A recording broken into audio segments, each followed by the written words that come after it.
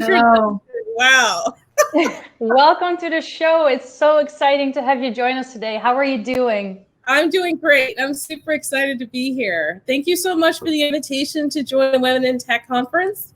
I think this is awesome. I love this technology. I love this group. I've been watching the live comments. This is amazing. Can't wait. Wonderful, wonderful. Well, we're very excited for your presentations. We're also very happy to have you here today. So the next 30 minutes are all yours. Great. Wonderful. Thank you so much. So hello to C# Corner and to all those who are members or just joining to join this wonderful conference. I'm super excited to be here. My name is Desa Burton, and I'm the executive director at a nonprofit called Zip Code Wilmington, which is located in the heart of Wilmington, Delaware. We are a nonprofit coding boot camp, and my way of getting there as executive director is a little bit very much related to the topic that I want to speak with. So I'll give you a little bit of my background and introduction about myself. So my professional career started out in the Navy. In the mid-1990s, I graduated from the United States Naval Academy, and I was in the Navy. My first job was as an engineering officer on board a U.S. Navy destroyer. And I went from that job, being the only woman in the engineering department, to seeing that integrated with women, to moving on and being a detachment officer for the fleet of landing craft. I went around the world doing deployments. I've been a lot of places. And my final tour in the Navy was as a counter-narcotics officer, where I helped the country of Colombia with counter-narcotics efforts that were taking place there. So it was a very exciting career in the military. And when I transitioned to a civilian career, I worked on an MBA. I finished my MBA and a law degree, and decided to pull in the leadership, the technology experience that I had, and apply that in the civilian sector as an intellectual property attorney. So I did that for about 15 years, and that's when I was introduced to Zip Code Wilmington. And I've now been able to transition all of those experiences into being an executive director at Zip Code Wilmington. So when I say that we should mind the gap in order to stay competitive in the midst of tech evolution, I think I've run the gamut of doing that and continue to do that, and working in the tech sector again very directly now, and helping folks transition from maybe non-tech careers to tech careers, or to transition their tech careers into something more relevant and long-term and sustaining. So with that, I'll get right into the first slide. So it's been said that the illiterate of the 21st century will not be those who cannot read or write, but those who cannot learn, unlearn, and relearn. And I think if you know my background now, you can understand why that makes absolute sense to me, but it should make absolute sense to everyone else as well. When we think of those who are illiterate, that means those who are not able to read or write as being the most vulnerable within our communities. We think of that because success is often determined in our society by formal or informal education. But I want to take this a step further, because I think success in our society is not just about literacy, but in one's ability to read and write, but it's also about one's fluency and ability to marshal technology. So your fluency and adaptability with technology is absolutely critical in being successful in today's society. Now, I know you're C# Corner. I know you're all very technical people. And so I understand that you may feel like you're very much at the heart of this, and that you're far ahead of the curve. But what I would like to challenge all of you with today is that your fluency and adaptability to evolve in your careers in technology is also important. It's not just enough to know or have known technology, but to know and relearn and continue to learn technology as you move forward in order to stay competitive. And that's the basis for this talk today. So I will admit, I grew up in the suburbs. I'm not a city girl. And I will say that when I got to Philadelphia and I was about to catch my first train, I had no idea what I was doing. I was just following along with the crowd, and it was all very exciting. And I saw these words, "mind the gap," written on the ground on the station platform. I had no idea what it meant. No clue what it meant. And I thought, I'm too proud to ask anyone. So I just didn't say anything and just proceeded to get on the train with everyone else. And I continued to ignore those words until one day I almost did not mind the gap and almost tripped in coming on the train. And I can tell you it was such a horrifying experience that I completely understood what those words meant. Those three little words are very important. And I never, underestimated the gap between the platform and the train again. So just to give you an idea for those of you who may not have been on a subway before, the gap is literally the distance between the platform of a train and, I'm sorry, there's someone at my door. The platform of the train and the train itself. So what you want to be able to do is to make sure that you transition between one and the other and not get stuck in the middle, because literally you could hurt yourself very much in doing so. But when I'm talking about minding the gap from a technical perspective, what I'm talking about is making sure that it's that space in your career between where you are now and where you're trying to go. So if you have a gap in your technical skills, if you have a gap in your professional skills, in your personal connections, in your self-awareness, in how you are connecting with other people within the tech ecosystem. It could also be a micro distance. It could be something as small as you start a certification and you don't finish it because you are distracted by other things. Maybe life got in the way, but oh no, when an opportunity comes along and you're not able to take advantage of that opportunity, you find yourself thinking that, oh man, I wish I'd finished that certification. I wish I'd finished that course because now I can move forward. That's a situation where you tripped on a gap because you're unable to move from where you are in your career to the next step. So in order to mind the gap, in other words, close that gap, cover, transgress, and keep moving forward, there are a couple of things you have to keep in mind.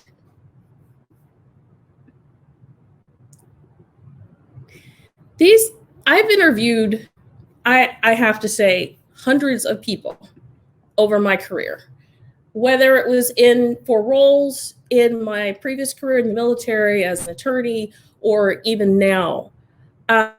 With Zip Code Wilmington, I've interviewed hundreds of folks that are candidates coming in. And something that I've seen as a commonality between all of them is that people find themselves tripping over gaps that are purpose, flexibility, or relevance. And I'll explain what I mean by those. So first and foremost, I know this is C# Corner and you're all type E personality. So here's an opportunity for all of us to interact with each other. So for purpose, I know that many of you have a job in technology, but do you have a purpose in technology? A job is a sustaining economic factor for you in your life, but purpose is inspiring. A tech purpose would be inspiring. So for those of you who think that your role in the tech ecosystem has a purpose, I would really love to hear from you right now. I would really love to see what you have to say about that. Because if you do have a purpose, there's a two-part gut check to show that you do. And the first is, can you tell me what that purpose is in less than 10 words? If you could use the chat right now, just be live, use the chat and let me know in less than 10 words, if you think you have a purpose in the tech ecosystem, what is that purpose? And the second part of that gut check is, if you do have a purpose, then you should know how to get there, how to maintain that, what your vision is. And so you don't have to put that in the chat, but that's the second part of it. So when I'm interviewing people and I'm talking to them about where they see themselves in the tech ecosystem, where they see themselves with their career, what they're trying to do in order to stay competitive, in order to advance in their careers, the first thing I want to know is what the purpose is. Because without that self-awareness of the purpose, you may not necessarily know the steps you need to take to move forward. And so all of this sort of, analysis of what you're doing to stay relevant, what you're doing to stay flexible that I'm about to talk about doesn't really make sense if you don't know the direction that you're going in.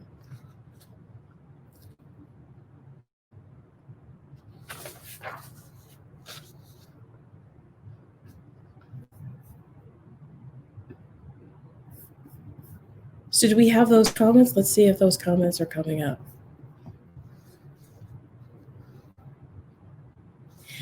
I'll move on to the second one. So flexibility. It is a fact that the shortest distance between two lines, the shortest distance between 2 points is a straight line.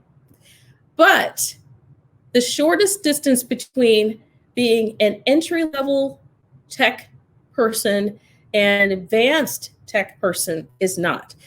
In fact, if you think about it, when you enter your career in your 20s and when you exit your career in your 60s and 70s, a lot of road has transpired, and it probably was not a straight line. So you have to be flexible along the way in order to have the skills necessary to deal with the change of time. So I meet technologists a lot, as I mentioned, and being a great technologist oftentimes means being a really developed linear thinker in certain respects. But what we want to avoid is being a linear careerist, because your pathway to greatness, to doing things that are fantastic, to meeting your purpose, aren't often in a straight line. And they do require that you make turns and you go around bends, and you have to be able to have the skills necessary in order to flow with those changes. So flexibility is one of those gaps where if you're not flexible, if you see yourself as a purist, as someone who only uses one language, who only focuses in one community, who only does the work which is presented to them maybe by their company and doesn't try to keep a broader view of what's around them, then you become inflexible, and it becomes harder for you to transition into new roles and to take on new opportunities if you don't have that under your belt. And finally, relevance. Relevance is the last point that I wanted to go over here as one of the types of gaps. Now, there's quite a few gaps, but those are, like I said, these are some of the ones that I've distilled them down into 3 major points. So with relevance, let's think about it this way. In the entertainment industry, if you can sing, dance, and act, you're a triple threat. So let's put that into the tech sector. What does it mean to be a tech triple threat? I'd love to see your ideas on what that is. So what does it mean to be a tech triple threat? In my mind, I think it's someone who can not only code, but someone who also has marshaled data, someone who's able to deal with data pipelines, manage big data that doesn't scare them. In fact, they embrace it. Because understanding data and being able to code kind of go hand in hand. But the third aspect is being able to communicate those things well to others, right? Not just being able to do it in isolation, but being able to express the ideas, express the needs, express the requirements to others for all 3 of those things. That, to me, is a triple threat. Love to see what you think, C# Corner, what a triple threat in tech is. So, as you know, the world is swimming in code and drowning in data. And my challenge to you here under relevance is, if the world's swimming in code, how many different types of strokes do you know? How many different languages do you know fluently, and how many do you have a cursory knowledge of? And can you expand that? And with drowning in data, again, being familiar with big data, understanding pipelines, understanding how you might be able to use it. And maybe that's something you can't Marshall right now, but is something that you can be involved in and around. Again, it's just having an awareness of all of those things and not just being super inflexible in order to stay relevant. Now, there is a way to minimize the prevalence of gaps, the size of gaps, the hindrance of gaps in your career and in your advancement so that you can stay relevant. Let's talk about that. As I started off in the beginning, saying that you want to, that those who will be successful are those who can learn, unlearn, and relearn. If we're going to, let's transition that into tech speak, right? Let's think about it from the perspective of skill, upskill, and reskill. So if there's a skill if you don't know tech and if you're new entering tech, then that's a skill that you want to learn. If you're already in tech, you've been around tech, you know how to code, you know data, maybe it's upskilling into to new things, or maybe it's within your own area where you're advancing and learning even more within a particular field.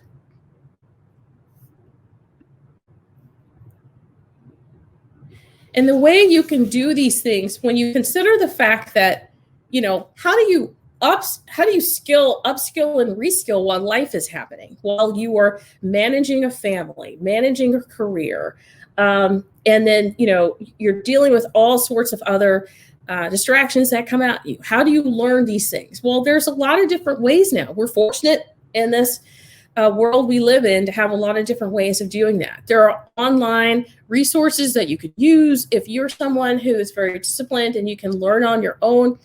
There are a lot of opportunities to be able to pick up new skills and get those under your belt. And so outside of work, you can learn these things. Even while you are working with your teams, you can incorporate new things. There are coding academies like Zip Code Wilmington that is, if you need more one-on-one assistance. I'm oftentimes interviewing folks who have been in, let's say, the QA sector for many, many, many years, and now they're trying to branch out and get out of that. Or there's some aspect of their tech career where they're seeing that there may be a dead end coming up, and they've got to find a way to transition back up out of it and move into another direction. And so, that's where a coding academy may come in to help you, or something along those lines. But those things are all out there to be able to assist you so that you can move forward. They're definitely available to you. And so as I come to my last slide, I just like to say again, thank you to C# Corner for having me join today. I am on LinkedIn. You can reach out to me. Again, I speak with hundreds of people about their careers and where they can move forward and how they can advance. And the thing that is common to all of it is that people are able to, again, have a purpose. So setting a purpose, if you don't already have one, being able to have a vision and path to go forward with that. Remaining flexible in your career. So even if things are going great, you're still adding on new skills. And then in order to, and staying relevant, like really keeping your ear to the ground and staying sharp in a lot of things that are going on around you in tech. And I think that's the way that you can mind gap and not trip or fall or hurt yourself between that gap, between the platform and the train as you move forward and advance in your career.